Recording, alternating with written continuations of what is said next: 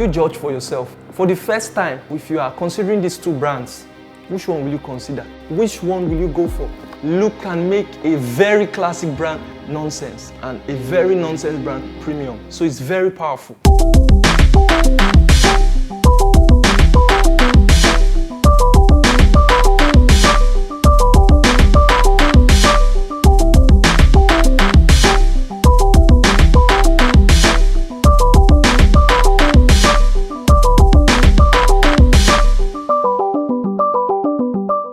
Hi, my name is EKD. Once again, I welcome you to today's tutorial.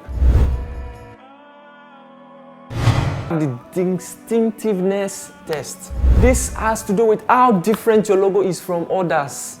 It is easy to mistake a logo for another logo. There are some popular symbols out there. You don't want your logo to be looking like this symbol. Let's see for PayPal. This is the lookalike for PayPal and it's not that good for their business. You could even find somebody tweeting and he says this. He says whenever he tries to open this app, he opens another. But you can see these two apps, they look alike.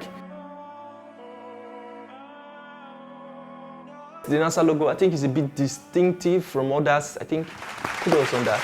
A bit distinctive. Kudos.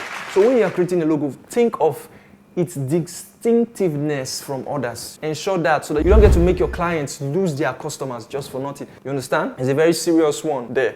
That's what we call a logo. It's a new mark for an organization. So try to make it very different from others. We have also the scale tests. This scale test is to know how your logo still retain its meaningfulness when reduced to a very, very, very minimum scale. You find some logos, when they are being shrinked, they begin to lose meaning. So you have to check out for that. All right? You have to check out for that. So let's try the scale test for the NASA logo. I can't even see some things there. I can't see some details. Oh, it failed the test. Let's try it for the MasterCard. I think it retains its form, even in a very, very minor scale. Good. Kudos to you. Okay, let's try the PayPal logo. All right. I think they passed the test. It's good, quite good. All right, PayPal, you tried.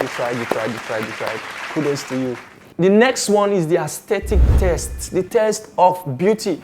I mean, who says that a logo should not be beautiful? You judge for yourself. If you are considering these two brands, which one will you consider? Even if this other one is very professional, they are good at their job. When you look at these two brands, which one will you go for? I think I'll go for this one because they look very, very professional, even if they are not good at their end. But at first sight, I would like to go for this one. The first impression matters. Then imagine putting up a good logo for a good brand. The beauty will add up their professionalism and, I mean, boom. Because your logo can be where you are not and your logo can speak for you. So logos should be beautiful. Considering the PayPal logo, I think it's very beautiful. The NASA logo failed. You can judge that for yourself. It is not that appealing. Not at all. Look and make a very classic brand nonsense and a very nonsense brand premium. So it's very powerful. Meanwhile, if you're a graphic designer and you need mentorship, you can write to me or you can DM me on Instagram at Creativelybyekd.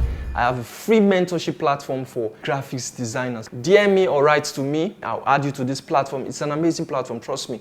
Day to day is like a design boot camp.